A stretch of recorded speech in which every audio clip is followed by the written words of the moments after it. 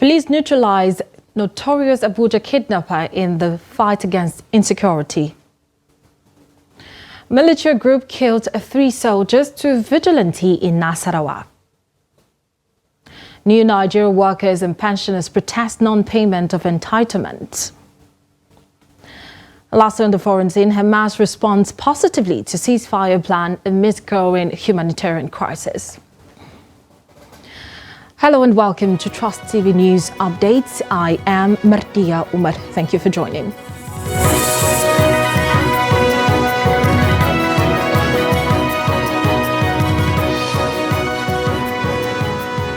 And now the news in detail.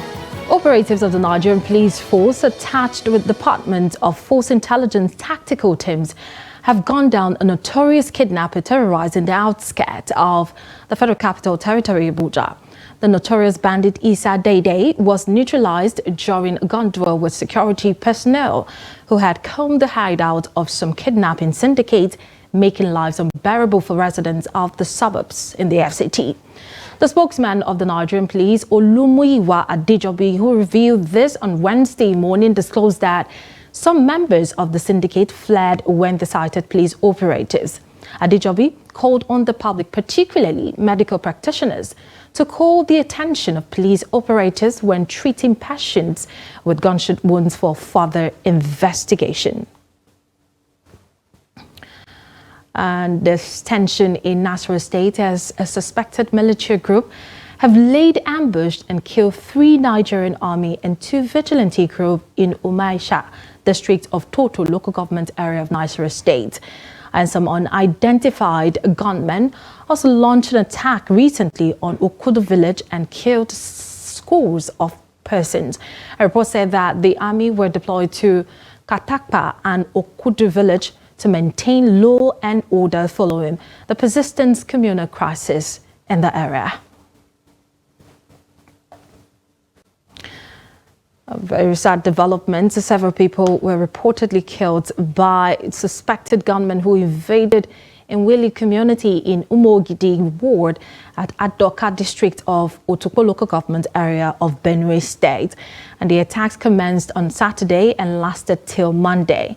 The attack on Umogidi was coming barely a year after suspected armed headers invaded the community where several people were killed.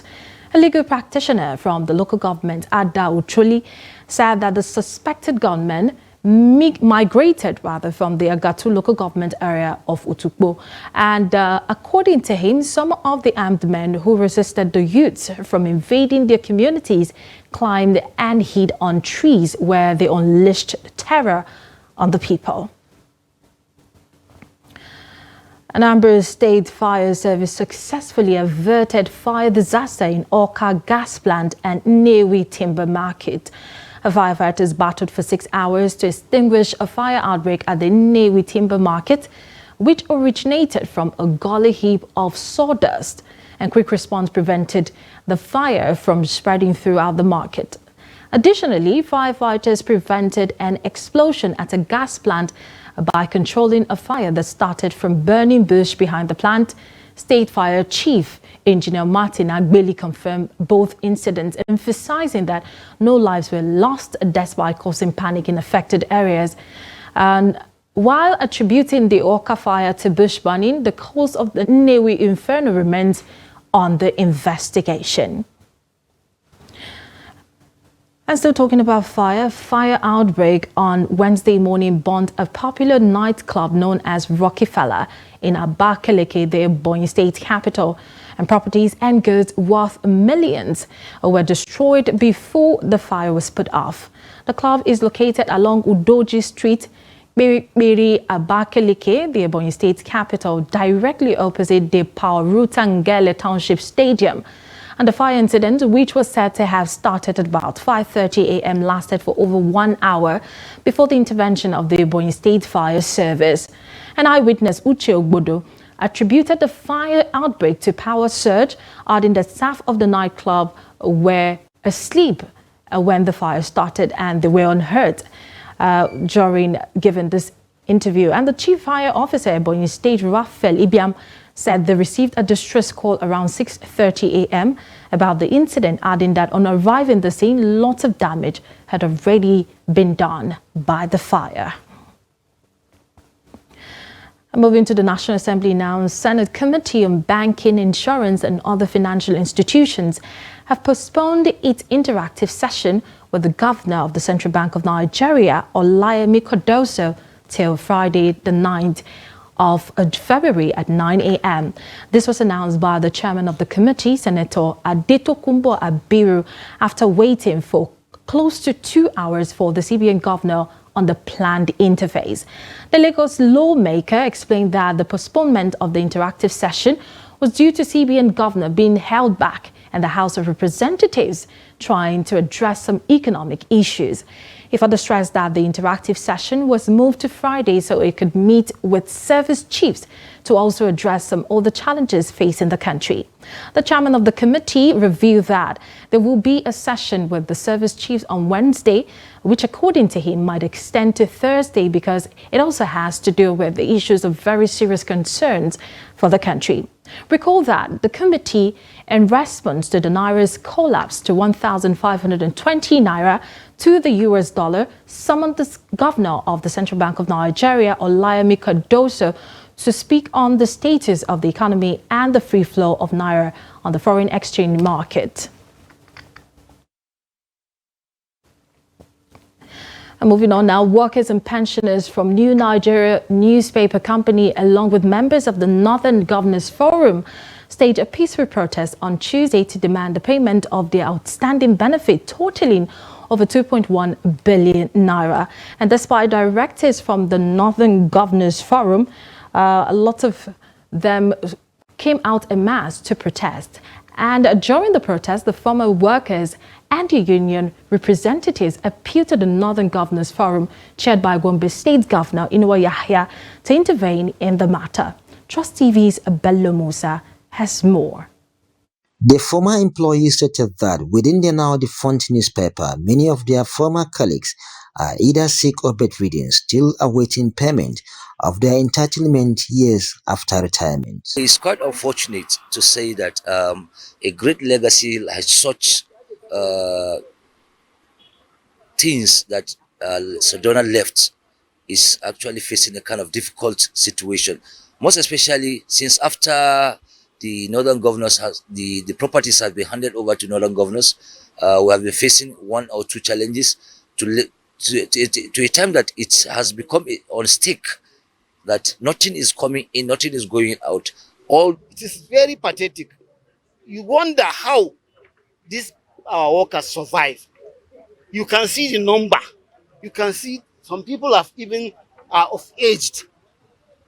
Up till now, their entitlements are not being paid. So you can see the agony.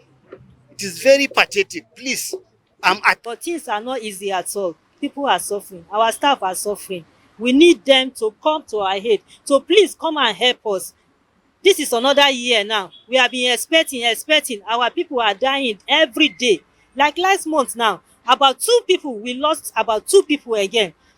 Femi Tunde retired from New Nigerian newspapers over a decade ago. He says he now relies on support from family and friends to cope with his health challenge. I fall sick, I guess so, in the office hour. Since the year 2012, they retired me up to a couple CC, they don't give me. And I can't walk anywhere again. People have seen me there, I walk. I used to beg families to register me, to give me my BP medicine. Now my medicine has finished. Nowhere to get. I see God send somebody to me. Nowhere, I don't get cover.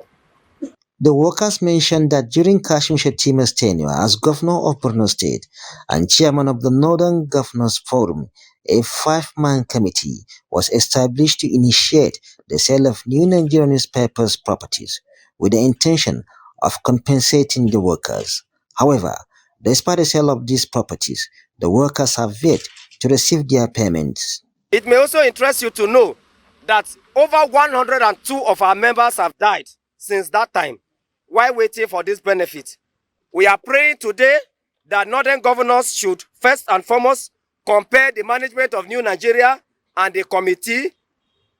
The management of New Nigeria is led by Mr. Yusuf Musa Kontagora, and all members of the committee, they should immediately commence payment without delay. Secondly, the management of New Nigeria newspaper and the committee is hereby given an ultimatum of 14 days only to pay us all our benefits, our entitlement, or we'll continue to protest and occupy all properties of New Nigeria that they have sold in the guise of settling New Nigeria workers. Thank you. Effort to reach New Nigerian newspaper's managing director Yusuf Musa Kontagora via phone were unsuccessful, and he did not respond to a text message regarding the issue. Bello Musa, Trust TV News, Kaduna. And now to the southeast, where the Michael Okpara University, Umudike, Abia State, has suspended indefinitely its ongoing academic activities following the protest by students against the increment of school fees in the early hours of Tuesday. A statement by the Vice Chancellor of the school, Professor Madu Uwe, said the academic activities of the institution have been suspended indefinitely after the violent protest. The school management advised all the students to vacate the university premises immediately or not later than 5 p.m. on Tuesday, February 6, 2024. According to reports, some miscreants were said to have hijacked the protest, thereby destroying some of the school's properties, including carrying out an attack on the VC's official vehicle and other officials.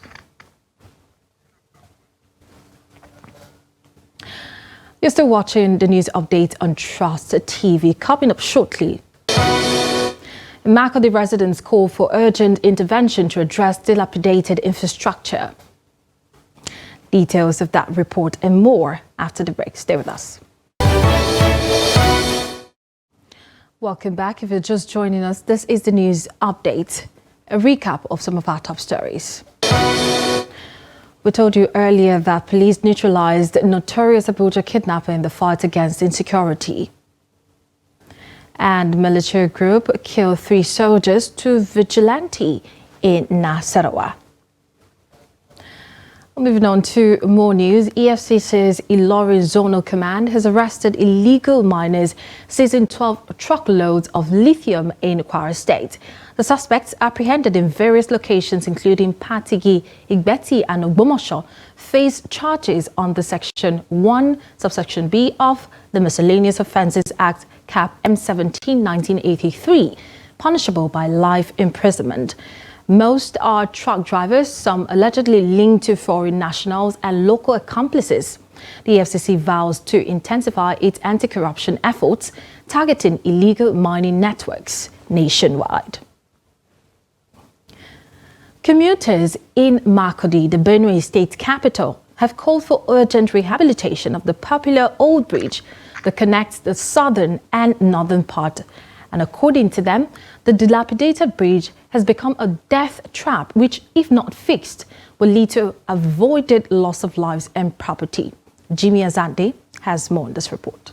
The popular Makurdi Old Bridge was the first to connect the southern and the northern parts of the country to rail and road transportation. Residents say the once beautiful edifice has been abandoned by successful governments in Nigeria. This bridge is terrible. From the northern axis to the southern part of the bridge, it's just horrible. If you go beneath the bridge, you will see that the whole thing has, it has been washed off. So I just wonder how long it will take before it finally collapses. This side and the other side has several potholes.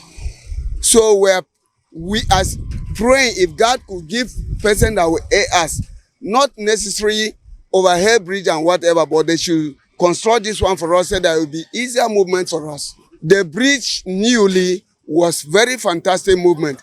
It is only this time that is causing go slow and then causes a lot of accident. And we are afraid riding on the bridge, but it's the easier movement to our office. Shortcut is here. And that is what we are still moving on. But we are praying if they could construct this for us, it will be easier for us than moving from New Bridge to the other side. Here we'll move easier to Government House.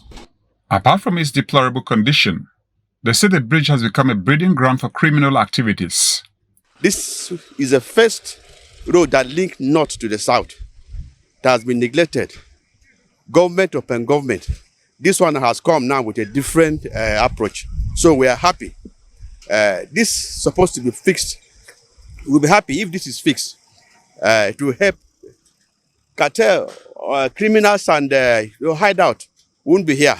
I'm also calling for government to see if there's going to be a mobile base here within this place. And also as of North Bank, mobile base within here. If this is done, it will be very, very, very, very good for the people of Benue. The once reliable shortcut has now become a terrible idea for residents who live by the river banks and travelers. Having a challenge of, as in those hoodlums, those criminals around, at times they will come and steal someone's handset. On that process, they will even kill yourself. So we need a government, if they can construct that street lights, I think it will be even very easier for us, and to even help the community as well. Some people, they are afraid to follow this road because there is no security, number one. Then number two, there is no development. Then number three, the road was condemned. We need for help. Like the Kasnala and Makudi new bridges, the old bridge calls for urgent rehabilitation and security for optimum utilization. Jimmy Azandi, Trust TV News, Makudi. And in business, the value of foreign exchange transactions on the official Nigeria autonomous foreign exchange market surged to $584 million, up from $440 million previously. And this increase accompanied a depreciation of the national currency against the US dollar, closing at 1,433 naira per dollar compared to 1,419 naira per dollar the day before. Improved liquidity follows the Central Bank of Nigeria's efforts to stabilize the foreign exchange rate. Besides commercial banks, the CBN, oil firms and multinationals also participate in dollar sales. Recent CBN circulars aim to boost liquidity and narrow the gap between parallel and official rates, including directives for banking to adjust their forex exposures to mitigate risk.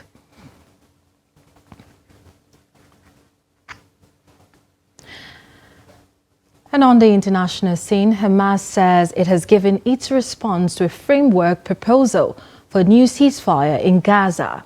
The details of the deal set out by Israel, the US, Qatar and Egypt have not been released. It was earlier reported to include a 6-week truce when more Israeli hostages will be exchanged for Palestinian prisoners. Israel and the US have both said they are reviewing Hamas's response. US Secretary of State Anthony Blinken, who is currently in the Middle East, said he would discuss the Hamas's response with officials in Israel on Wednesday. While Blinken was given to indication on how the US views the response, President Joe Biden described it as a little over the top, suggested the Israeli leadership will not easily agree to what Hamas is asking. An official of Hamas says the group had asked for changes relating to the treatment of those injured, including their return home and transfer to hospitals abroad. The proposal was sent to Hamas a week ago, but a representative told the Reuters news agency it had taken them until Tuesday to respond because parts of it were unclear and ambiguous. Qatari Prime Minister Sheikh Mohammed bin Abdulrahman Al Thani has described Hamas's response as positive in general. Still on the international scene, Russian missile strike hit Kyiv and other cities on Wednesday morning, causing at least 3 deaths and 11 injuries. President Volodymyr Zelensky said 2 people were killed in Kyiv and 10 others were wounded. A man was also killed in the southern city of Mykolaiv, and the whole country has put under air alert, and attacks were reported as far west as Lviv, near the Polish border. And now in sports, Nigeria on Tuesday won 2 more medals at the ongoing Africa Senior Weightlifting Championship in Egypt as Edidiong Umofia claimed 2 silver medals. Competing in the 73 kg men's category, the 2022 Commonwealth bronze medalist claimed 2 in snatch and total. He lifted 144 kg in snatch and 170 kg in clean and jerk, with a total of 314. The 2 silver medals have taken Nigeria's medal haul at the championship to 8. Nigeria's Super Eagles and the Glasgow Rangers striker Cyril Dessers has received a due reward for his hard labour in January. The former Henk and the Belgian forward dumped out goalkeeper Jack Butland, John Lundstram and John Sutter to emerge as the club player of the month for January. The club recorded a perfect record in January and Dessers played an active role in achieving the feat.